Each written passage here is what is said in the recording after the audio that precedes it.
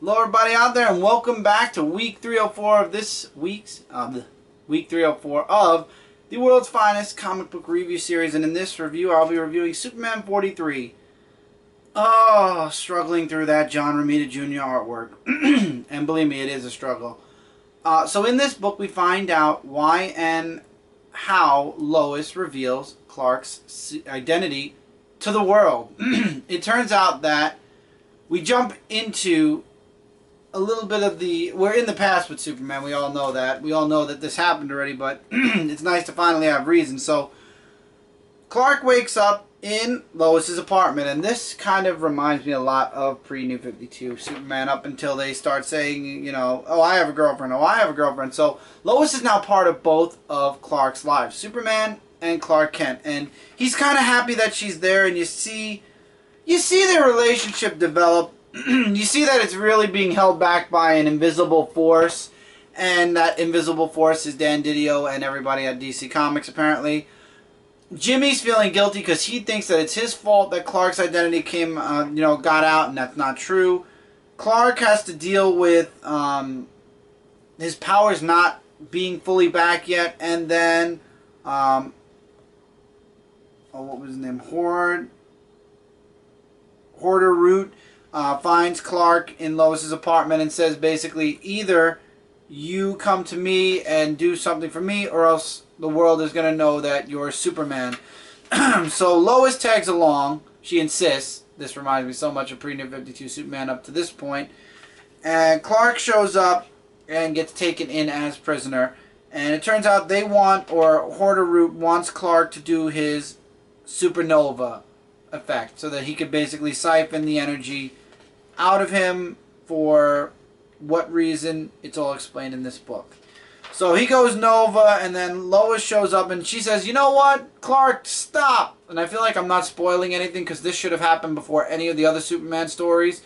But she's like, I just did it. I revealed your identity to the world. You don't need to do this anymore. So basically she's doing it to save Superman, because basically this guy wanted to drain all of Superman's supernova power out of him, which would possibly, or quite definitely, render him completely human forever. Possibly. So with whatever power is left, he does break free of the bonds.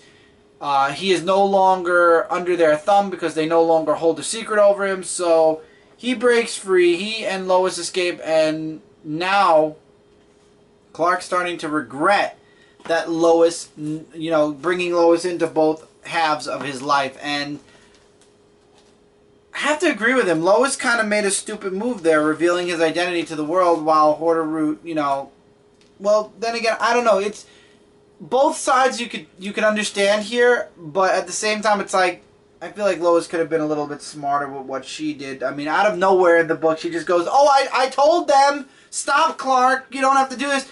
It would have been smart if she did it before he went supernova, but instead she did it after, so now he's powerless and revealed to the world.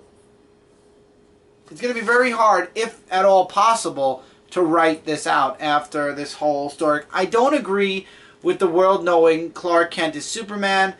At first the story arc was interesting when this first came out after Convergence.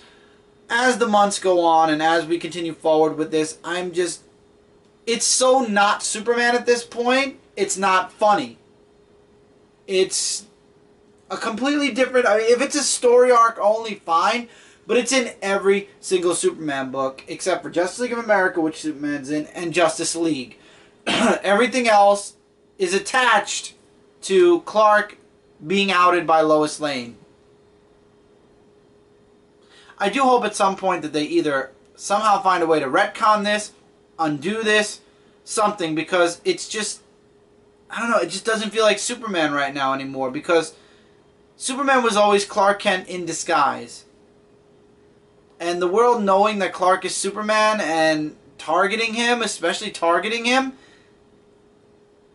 that never happened. I don't know. I'm just really, when it comes to Superman in the new DCU, there's a lot of changes or a lot of things that need to be fixed. And I feel like instead of fixing the problems, DC's adding more problems to Superman. And John Romita Jr.'s artwork, like I said, doesn't help. This book, along with all the other Superman books right now, I cannot recommend or not recommend. I leave them up to you guys. Because I know some people are liking it, some people are ignoring it, and some people are hating it. Again, completely up to you guys. And with that, that's it for this review, guys. Feel free to leave comments below on your thoughts of Superman and this alienation / truth and justice series that we've been getting for the past 3 months. As always, there are links in the description below to all the sites that I'm working on and all the sites that are connected to this channel right here, Dark Avenger C86. So feel free to explore all those sites and all those wonderful links where you can find me in multiple different places like Twitter, Instagram, at some point once I fix Facebook, and also comicfrontline.com and zone4podcast.com. So until the next review, guys, we got a couple books left. Stay tuned, and I'll see you guys in the next review.